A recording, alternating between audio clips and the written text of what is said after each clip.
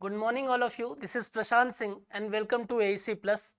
मैं आशा करता हूं कि आप सभी ठीक होंगे और आपकी पढ़ाई जो है वो बेहतर तरीके से चल रही होगी। एक पंछी की जब मैं बात करता हूं तो आप उसको देखिए कि अपने पंख को फैलाकर वो पूरे आसमान में उड़ने की कोशिश करता है और वहां से आपको सिर्फ एक ही मैसेज देता है कि भाई अभी हम सिर्फ इस लेवल पर रुकने वाले लोगों में से नहीं, हम इस पूरे आसमान को कहीं ना कहीं पार करने में, इस पूरे आसमान में कहीं ना कहीं अपने पंख फैलाकर उड़ने की ताकत रखते हैं और हमारी जो मंजिल है वो पूरा आसमान है। हम छोटी सी चीज़ों से खुश होने वाले नहीं।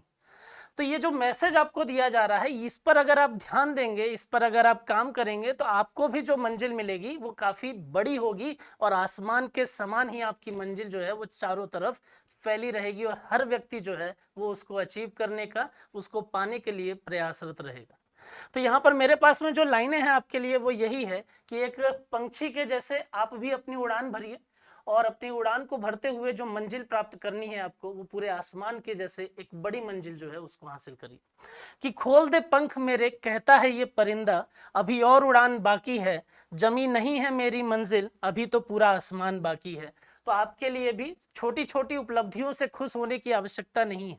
उन उपलब्धियों से चीजों को और सीखिए, उन उपलब्धियों को आधार बनाकर बड़ी उपलब्धियों को प्राप्त करने का प्रयास जो है वो करते रहिए। इन्हीं आधारों पर, इन्हीं विचारधारा को ध्यान में रखते हुए अपनी पढ़ाई जो है वो निरंतर जारी रखें। और आइए देखते हैं कि आज हमारे पास में देश और दुनिया से संबंधित हमारे एग्जाम के पॉइंट ऑफ व्यू से क्या क्या ऐसी चीजें हैं जो जरूरी हैं और एग्जाम में वहां से क्वेश्चन आने की संभावना बनती है। लास्ट क्लास में मैंने आपसे एक क्वेश्चन पूछा था और मैंने आपको ये बोला था कि किस राज्य में ऐतिहासिक पूजा, जिसको आप खर्ची पूजा के नाम से जानते हैं, आप इसका आंसर मुझे कमेंट करेंगे। कुछ लोगों ने अपने मैसेज कमेंट बॉक्स में भेजे थे और कुछ लोगों ने नहीं भी भेजे। कुछ लोगों ने गलत आंसर भी दिया और कुछ लोगों ने पूरा डिटेल में सही आंसर बताया था। देखिए, ऐसा है कि अगर आप चीज़ों को ढूंढेंगे नहीं, अगर आप चीज़ों को सिर्फ पका पकाया लेने की कोशिश करेंगे तो थोड़ी सी समस्या होगी। तो थोड़ा सा प्रयास करें, थोड़ा सा अगर कोई क्वेश्चन आपको दिया जा रहा है तो उसको ढूंढें, उससे रिलेटेड जो भी चीज़ें हैं उसके बारे में आप देखें, तो वो चीज़ें आपको ज़्यादा दिनों तक ज़्यादा बेहतर तरीके से याद रहेंगी। आइए देखते हैं कि इसका राइट आंसर जो है वो क्या हो सकता है। तो यहाँ पर जब बात करते हैं तो बोल रहा है कि in which state the historic खर्ची पूजा हैज स्टार्टेड। तो इसका राइट आंसर जो है, जैसे चार ऑप्शन थे आपके पास में, पश्चिम बंगाल, अरुणाचल प्रदेश, त्रिपुरा और सिक्किम, तो इसका राइट आंसर जो है वो त्रिपुरा होगा। याद रखिएगा कि खर्ची पूजा की जो शुरुआत हुई वो कहाँ पर हुई? त्रिपुरा में हुई। और ये खर्ची पूजा होता क्या है? खर्ची पूजा की अगर मैं बात करता हूं तो वहां पर आपको ये दिखाई दे रहे होंगे कि वहां के जो लोग हैं वो क्या कर रहे हैं, वो एक प्रकार का फेस्टिवल मना रहे हैं।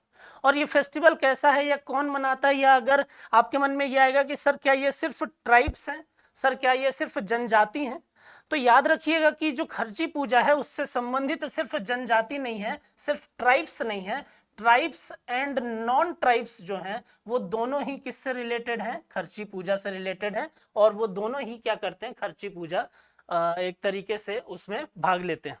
अब थोड़ा सा मैं इसमें बेसिक चीजें आपको बता दूं। तो सबसे पहले आपको ये पता चल गया कि त्रिपुरा में इस प्रकार की पूजा जो है वो देखने को मिलती है। अब त्रिपुरा के बारे में अगर हम देखें तो आपको ये पता होगा कि करंट में इसके जो सीएम है उनका नाम है, देखिए सिर्फ डायरेक्ट मत देखिए ना, उससे रिलेटेड जो इंपॉर्टेंट चीजें हैं वो भी आप करंट में देखा करिए। तो सीएम जो है वो करंट में कौन है? उनका नाम है माणिक साहा, राइट। करंट में जो सीएम है उनका नाम है माणिक साहा। यहाँ पर क्या किया जा रहा है? नशा मुक्ति और पानी बचाओ खर्ची पूजा मेला का विषय जो है वो देखने को मिला। उद्देश्य क्या था? तो नश्वर आत्माओं की शांति के लिए, और पूजा प्रारंभ करने वाला राज्य जो है वो त्रिपुरा है।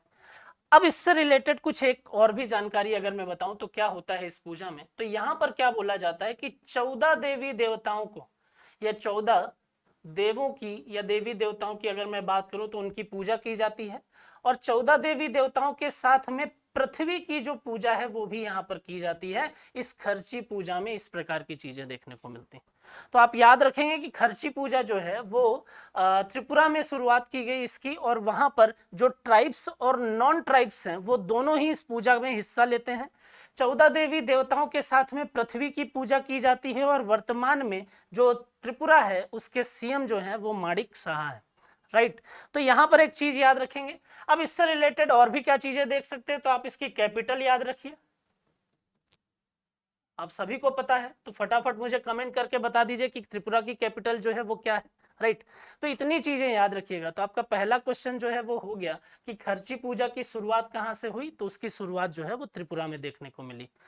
क्वेश्चन नंबर फर्स्ट आज की अगर हम बात करें तो आज हमारे पास में किस प्रकार के क्वेश्चन है, तो क्वेश्चन नंबर फर्स्ट की अगर मैं बात करता हूं तो यहां पर बोल रहा है कि which state government has announced a grant of the 40,000 rupees for the purpose of indigenous cows. किस राज्य सरकार ने देसी गायों की खरीद पर 40,000 रुपए का सब्सिडी, 40,000 रुपए की अनुदान देने की घोषणा जो है वो की। तो यहां पर अगर आप देखेंगे तो आपके सामने एक चेहरा दिखाई दे रहा है, और मुझे नहीं लगता कि आप में से कोई ऐसा व्यक्ति होगा जो इनको पहचानता नहीं होगा। एक ऐसा राज्य जो क्राइम के लिए जाना जाता था, एक ऐसा राज्य जो गुंडागर्दी के लिए जाना जाता था, एक ऐसा राज्य जहां विश्वविद्यालयों के चुनाव पर बम फेंके जाते थे, उस राज्य को वर्तमान स्थिति या एक सुधरी हुई अवस्था में पहुंचाने का काम जो किया है किसी ने, वो है श्री आदित्य योगीनाथ जी। और आदित्य योगीनाथ जी गौ रक्षा या गौ संरक्षण से संबंधित बहुत सारी चीजें जो हैं वो उत्तर प्रदेश सरकार के माध्यम से लगातार उसका प्रयास कर रहे हैं, उसको चला रहे हैं। अगर आप उत्तर प्रदेश की बात करते हैं तो आपको ये पता चलेगा कि यार गौ संरक्षण से रिलेटेड अलग अलग कानून, अलग अलग योजनाएं जो हैं वो चलाई जा रही हैं। तो इस क्वेश्चन का जो राइट आंसर है वो तो उत्तर प्रदेश है। उत्तर प्रदेश सरकार ने ही अभी घोषणा की है कि हम क्या करेंगे, हम जो गाय है, जो देसी गाय है, अगर उनकी खरीद बिक्री होती है तो उस पर 40,000 रुपए का अनुदान प्रदान करेंगे। बात समझ में आ रही है। और ऐसा किया क्यों गया है, तो यहां पर याद रखिएगा कि यूपी गवर्नमेंट ने क्या किया है, अनुदान की बात कही है, और उसने क्या बोला है कि हम 40,000 रुपीज जो है उसका उतना अनुदान देंगे। सीएम का नाम आपको पता है बहुत अच्छे तरीके से, तो उत्तर प्रदेश के जो सीएम है वो श्री आदित्य योगीनाथ जी हैं।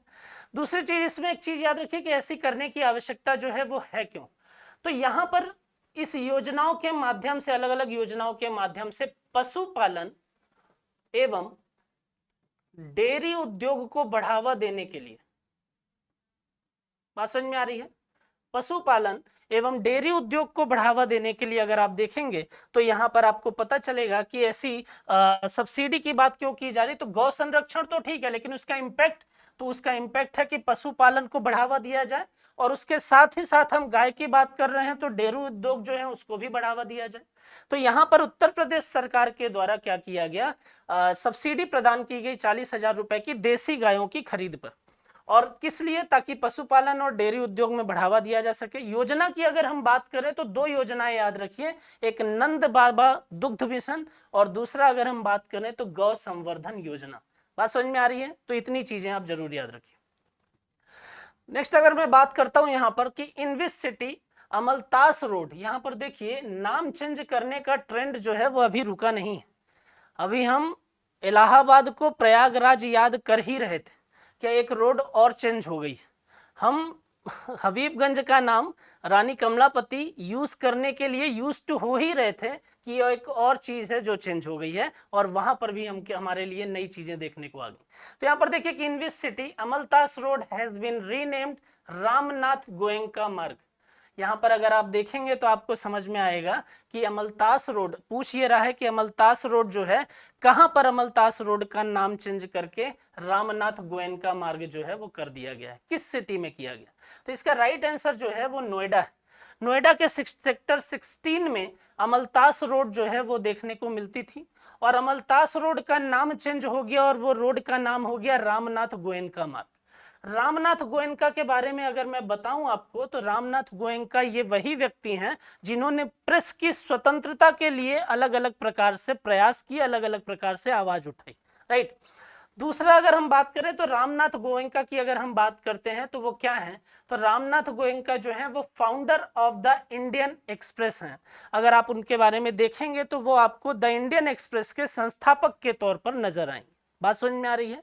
तो ये याद रखिएगा कि जो रामनाथ गोयनका मार्ग की घोषणा की गई है वो कहां पर की गई है, नोएडा में की गई है। और किसको बदलकर, तो अमलतास रोड को बदलकर रामनाथ गोयनका मार्ग जो है वो कर दिया गया है। किसके द्वारा? नोएडा में है तो यूपी गवर्नमेंट के द्वारा इस प्रकार की चीजें की गई हैं। इसके साथ साथ कुछ और चीजें याद रखिए, जैसे अगर मैं यहां पर बोलूं कि औरंगाबाद, कुछ फेमस सिटी के नाम अगर मैं आपको बताऊं, तो औरंगाबाद की अगर हम बात करें तो औरंगाबाद का नाम चेंज हो गया, और यहां पर अगर हम देखें तो छत्रपति संभाजी, औरंगाबाद का नाम अगर हम देखें तो छत्रपति संभाजी महाराज के नाम पर इसका नाम रख दिया गया है। दूसरा अगर हम देखें तो इलाहाबाद, इसका नाम आपको पता ही है, संगम क्षेत्र है, पवित्र स्थल में गिना जाता है। ये काफी मतलब सुनहरा, काफी प्राकृतिक स्थल के तौर पर है ना। और 3 नदियों का संगम जो है वो वहां पर देखने को मिलता है, और वर्तमान में ये प्रयागराज के नाम पर जाना जाता है। इसमें कोई भी समस्या की बात नहीं है कि नाम परिवर्तित किया जा रहा है। जो नाम पहले रखे गए थे या जो नाम पहले थे उनमें नामों को बदला गया, जिसकी वजह से फिर वर्तमान में उन नामों को बदला गया, तो कोई समस्या इसमें देखने को नहीं मिल रही है। नेक्स्ट अगर आप देखिए तो आपके आसपास हबीबगंज का नाम बदला गया और गोंड रानी के नाम पर रखा गया रानी कमलापति। तो अगर आप देखते हैं तो आप इसमें ये भी याद रखिए कि जो नाम बदलने का ट्रेंड है वो आज भी चल रहा है। कहीं पर मार्ग जो है वो बदले जा रहे हैं और कहीं पर शहरों के नाम जो है वो बदले जा रहे हैं। तो इसके साथ में कुछ और भी इंपॉर्टेंट लिस्ट जो है वो आप जरूर याद रखिए। क्वेश्चन नंबर 3 जो है हमारे पास में वो है, which organisation is going to deploy 10 million brushless direct current motor fans. कौन सी संस्था 10 million brushless direct current motor पंखे तैनात करने जा रही है? तो याद रखिएगा कि वो EESL, जिसका फुल फॉर्म होता है एनर्जी एफिशिएंसी सर्विस लिमिटेड। तो याद रखिएगा कि जो brushless direct current motor fan तैनात करने वाली कंपनी है वो EESL है, राइट। EESL के बारे में अगर हम देखें तो यहां पर याद ये रखना है आपको कि EESL ऐसे फैन का निर्माण करती है जो डायरेक्ट करंट पर काम करते हैं, राइट। और विद्युत मंत्रालय के सार्वजनिक उपक्रमों का एक संयुक्त उद्यम है। और अगर आप इसको देखेंगे तो ये joint venture of PSUs of the ministry of power के तौर पर जाना जाता है। ऑब्जेक्टिव की अगर हम बात करें तो जो रिड्यूस एनर्जी कंजम्पशन है, कि जो आप एनर्जी का उपभोग ज्यादा हो रहा था डिफरेंट डिफरेंट डिवाइसेस के माध्यम से, अलग अलग डिवाइस जो हम यूज कर रहे थे यहाँ पर, उसके माध्यम से जो एनर्जी का कंजम्पशन हो रहा था वो ज्यादा हो रहा था। उस एनर्जी के कंजम्पशन को रिड्यूस करने के लिए इस प्रकार की चीजें जो है वो देखने को मिली। बात समझ में आ रही है? क्वेश्चन नंबर 4 की अगर हम बात करते हैं तो यहाँ पर आता है, which company is going to buy the IT centre of Danske bank in India. कौन सी कंपनी भारत में डांस्के बैंक के IT केंद्र को खरीदने जा रहा है? तो यहां पर ये याद रखना है आपको कि एक भारतीय बड़ी कंपनी है यहाँ पर, जिसका नाम है IT सेक्टर की, जिसका नाम है इन्फोसिस। और इसका नाम हम अलग अलग क्षेत्रों पर लगातार देखते रहते हैं। अलग अलग क्षेत्र में चाहे हम GST की बात करें तो GST को डिजिटलाइज करने के लिए हमने इन्फोसिस को देखा। अगर हम दूसरे चीजों को देखें, सॉफ्टवेयर की बात करें, तो वहां पर हमने इन्फोसिस का नाम बड़े तौर पर देखा है। लगातार हम बड़ी तौर पर इस कंपनी को जानते हैं। इन्फोसिस ही क्या कर रही है कि वर्तमान में जो डांस्के बैंक है, उस डांस्के बैंक के IT सेंटर जो इंडिया में स्टैब्लिश होने वाला है, उसके सेंटर को इंडिया में खरीदने वाली है, राइट। तो ये याद रखिएगा। अब इसमें देखिए क्या क्या बेसिक चीजें। इन्फोसिस ने डांस्के बैंक के साथ दीर्घकालिक सहयोग की घोषणा की है। अवधि कितनी होगी? अनुमानित लागत 5 वर्ष का टेनर पीरियड होगा। 454 मिलियन US डॉलर जो है वो इसमें कॉस्टिंग आएगी। और इन्फोसिस लिमिटेड एक भारतीय बहुराष्ट्रीय इंफॉर्मेशन टेक्नोलॉजी कंपनी है। वर्तमान में इसके CEO सालिल पारेख हैं, जो 2018 से यहाँ पर देखने को मिल रहे हैं, राइट। इसमें एक चीज याद रखिए, अब डांस्के बैंक की अगर हम बात करते हैं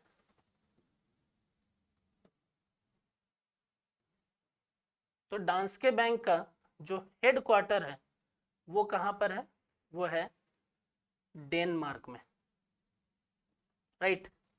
और इसका जो पुराना नाम था, ओल्ड नेम की अगर मैं बात करता हूं, तो इसका जो पुराना नाम था वो था डेन डांस्के बैंक। बात समझ में आ रही है? तो याद रखिए डांस्के बैंक कहाँ की ओरिजिन है, कहाँ हेडक्वार्टर है, डेनमार्क में है, और इसका पुराना नाम डेन डांस्के बैंक है। और आईटी सेंटर जो इंडिया में इस्टेब्लिश कर रहा है, उसको कौन खरीद रहा है? उसको इंडिया की एक बहुचर्चित कंपनी जिसका नाम है इन्फोसिस, उसके द्वारा खरीदा जा रहा है। क्वेश्चन नंबर 5 की अगर मैं बात करता हूं, तो with which country is Agartala, the capital of Tripura, being connected through the Trans-Asia Rail Project? Most important चीज है ये ट्रांस एशिया रेल प्रोजेक्ट। तो इसके बारे में तो आपको पता ही होगा, नहीं पता तो घबराने की कोई बात नहीं है, अभी हम देख लेते हैं कि किस प्रकार की चीजें हैं इसमें। तो यहां पर ये पूछा कि ट्रांस एशिया रेल प्रोजेक्ट के जरिए त्रिपुरा की राजधानी अगरतला को किस देश से जोड़ा जा रहा है? तो इसका राइट आंसर जो है वो बांग्लादेश है। भारत के साथ, भारत के त्रिपुरा से और बांग्लादेश में कनेक्टिविटी के लिए हम क्या करें? ट्रांस एशिया रेल प्रोजेक्ट के माध्यम से कनेक्टिविटी स्टैब्लिश कर रहे हैं। अब ये पहले तो आप ये समझिए कि ये जो ट्रांस एशिया रेल प्रोजेक्ट है आखिर ये है क्या? ट्रांस एशिया रेल प्रोजेक्ट का मेन ऑब्जेक्टिव ये है कि यूरोपियन और इंडिया मतलब एशियन कंट्री की अगर हम बात करें तो इनके बीच में कनेक्टिविटी जो है वो बेहतर कनेक्टिविटी को स्टैब्लिश किया जा सके। दूसरा ये कि यूरोपियन कंट्री को जब आप देखते हैं तो आपको ये पता चलता है कि यार उन देशों के बीच में रेल कनेक्टिविटी जो है वो बहुत बेहतर है।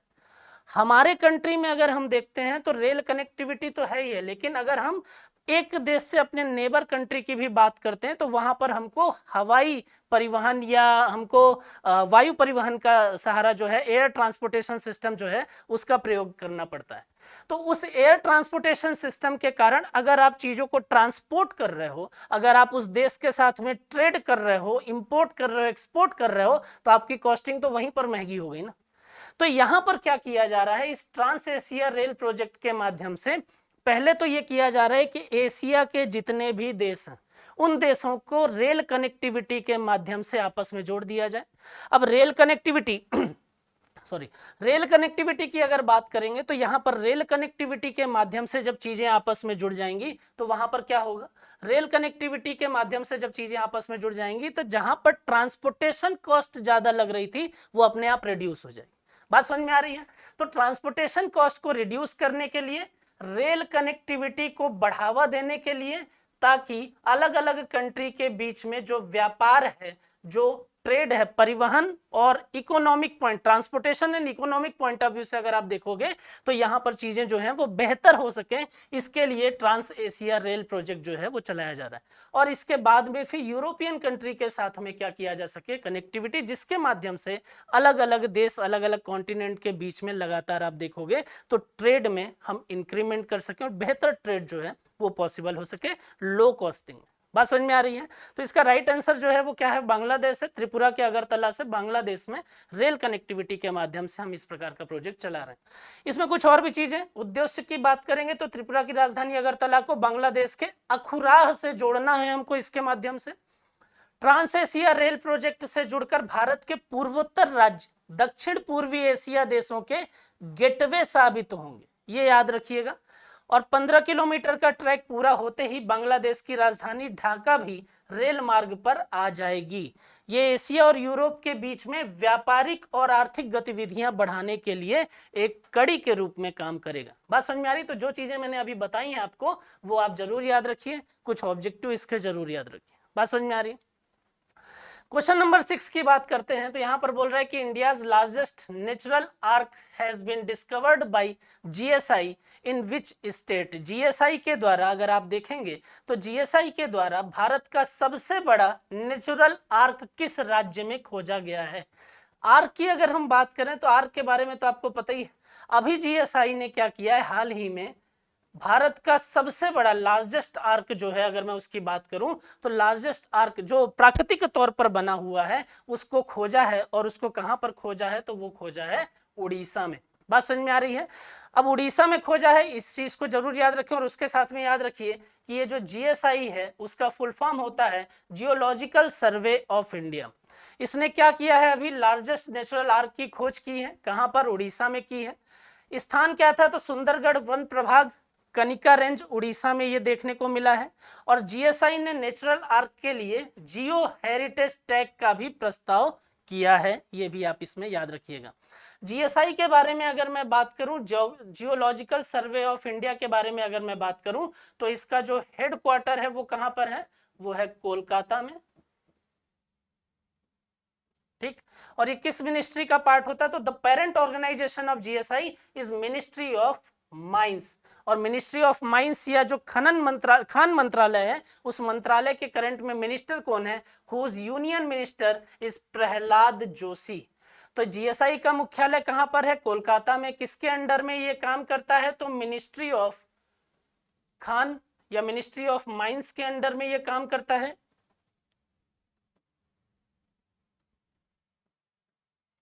और मिनिस्ट्री ऑफ माइंस की अगर बात करें तो मिनिस्टर कौन है, तो मिनिस्टर हैं प्रहलाद जोशी जी। बात समझ में आ रही है, तो इतनी चीजें इसके बारे में आप याद रखेंगे। क्वेश्चन नंबर 7 की बात करते हैं, तो German luxury car maker Audi AG has appointed होम एज इट्स न्यू सीईओ। देखिए, बचपन में या अभी आप जब कुछ गाड़ियों को निकलते हुए देखते हैं, तो बहुत सारी कंपनी तो आपके लिए अब यूज टू हो चुकी हैं कि हाँ चलो ठीक है, लेकिन कुछ कंपनियां आज भी आपको लगता है कि वाह यार, जो हमारे रेंज से बाहर की स्थिति है उसको देखकर हमारे मुंह से निकलता है वाह यार। तो ये स्थिति कुछ वैसी ही है, अब उसी के बारे में हम बात कर रहे हैं, उसी वाह यार के बारे में हम यहाँ पर देख रहे हैं।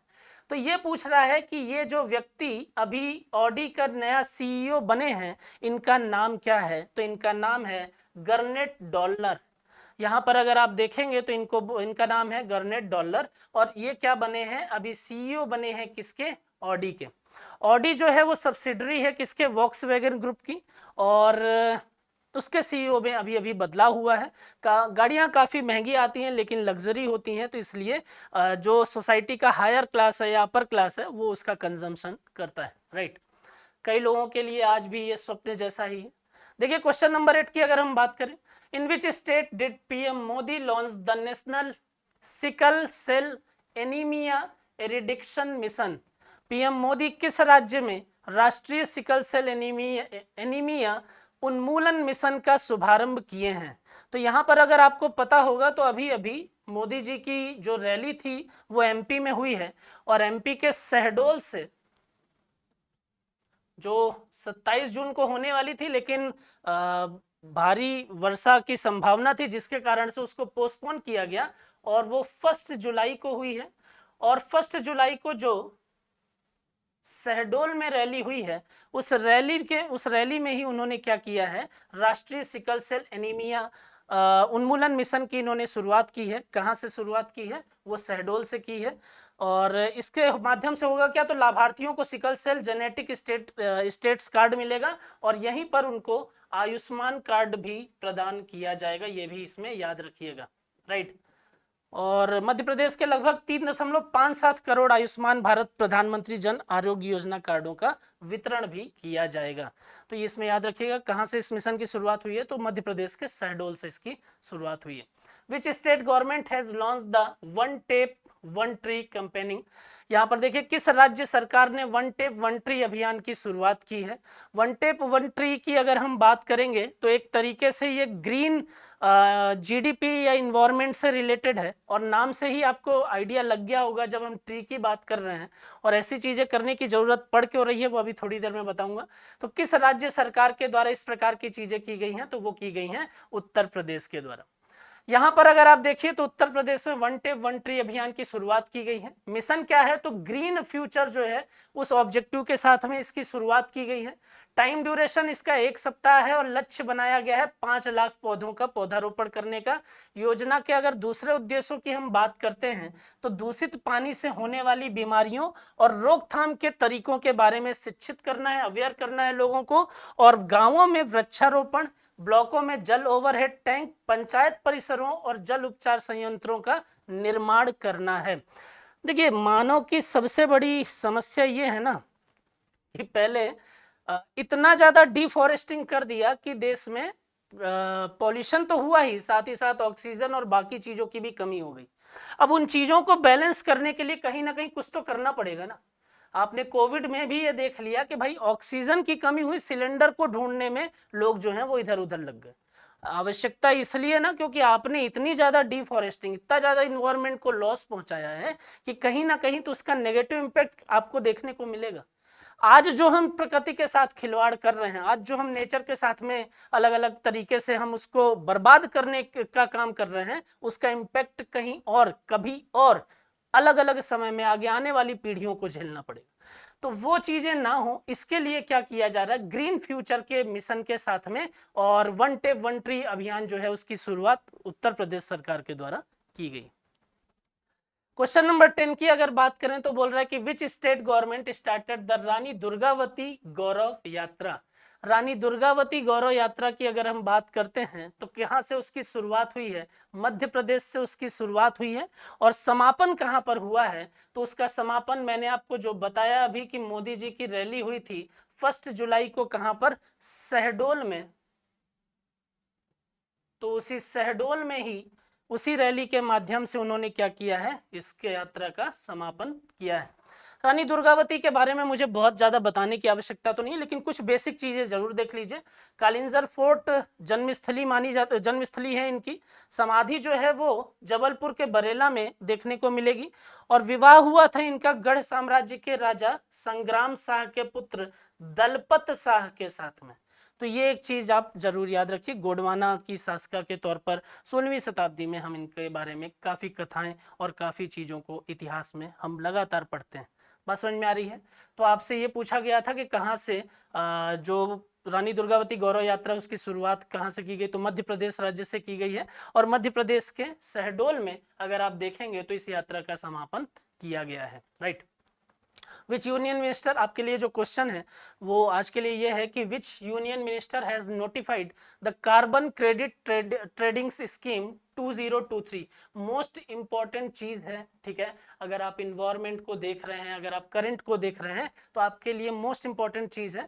और ये जरूर याद रखें किस मंत्रालय के द्वारा इसकी शुरुआत जो है वो की गई है, अधिसूचित किया गया है। और कार्बन क्रेडिट सिस्टम आखिर होता क्या है, ये भी आपके लिए जानना बहुत ही जरूरी है। तो आप मुझे इसका आंसर बताएंगे और ये बताएंगे कि किस केंद्रीय मंत्रालय ने कार्बन क्रेडिट ट्रेडिंग योजना जो है 2023 को अधिसूचित किया है। राइट। तो आज के लिए इतना काफी है। आज के लिए ये क्वेश्चन थे हमारे पास में जो डिफरेंट सेक्टर से मिलने वाली करंट में होने वाली जो चीजें हैं उनको यहाँ पर कवर किया गया। राइट।